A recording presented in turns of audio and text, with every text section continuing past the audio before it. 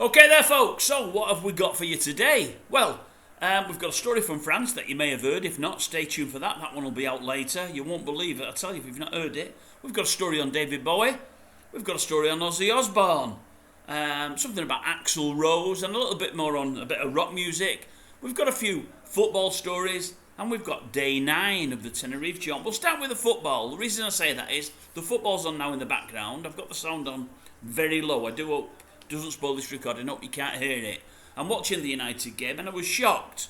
I'm shocked with the team, really. I mean, Eric's not picked Rashford after him scoring 3 goals in 2 games. I'd have no problem with it under normal circumstances, but he wants to try to get the boys' confidence back. Don't get me wrong, I'm over the moon seeing Diallo and Garnacho on the wings. I've said at the start of the season they should start in the team. Rashford should have fought his way in, but now he's got in after scoring 3 goals. I'm surprised he isn't playing. And I don't think this Zux is an out-and-out goal scorer, although I think his vision for a pass is fantastic. The game's already started. It's 0-0. It's only about 15 minutes gone. United are absolutely battering Palace. This is the best United start to a game I've seen all year. So from that point of view, it's great. But unfortunately, they've not put the ball in the net, and they've had 3 cracking chances. I think De Ligt has had 1 or 2. Garnacho's had 1, which Greenwood would have definitely buried. I know I keep bringing him up. I know he's not here anymore. But a one-on-one with the goalkeeper was food and drink to Greenwood. It isn't, unfortunate, to Garnacho yet. Let's hope he gets to that level. I'm not sure he ever will. But yeah, I was surprised Rashford didn't start. And I was also surprised Ugarte didn't start in front of Eriksen. I know Eriksen had a good game midweek. But against these teams, away from home in an hard game, although it's not looking hard at the moment, it just worries me. I'd have liked us to have got in front. My concern is now we've started great. Palace will have 1 chance and go and score.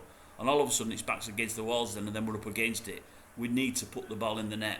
Other thoughts on today? Well, I've not seen much football today. I had a couple of bets running with a couple of football bets. I've still got a couple running, funnily enough. But my biggest bet today, I had Villa to beat Wolves.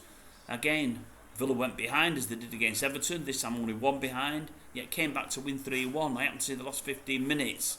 Well, it was about 22, 23, 24, 25 minutes with extra time. They had a player injured, Wolves. There was about 10 minutes went on at the end. Villa were sensational at the end. Villa are looking a really, really good team this year. They were last year, but they're looking even more so this year. They've got a manager there, there's no doubt about that. And they've got a young, vibrant team that look great on attack. They really, really do. So yeah, I think I'm going to keep backing Villa until they let me down. And hopefully, just hopefully, I've not touched United for money today. I couldn't do. I can't risk them just yet until we get a consistent run. But they've started fantastically. I hope it carries on. Really do. And it's heartening to see Rasmus back on the bench. So he's obviously recovered from injury. So he might get 10-15 minutes at the end.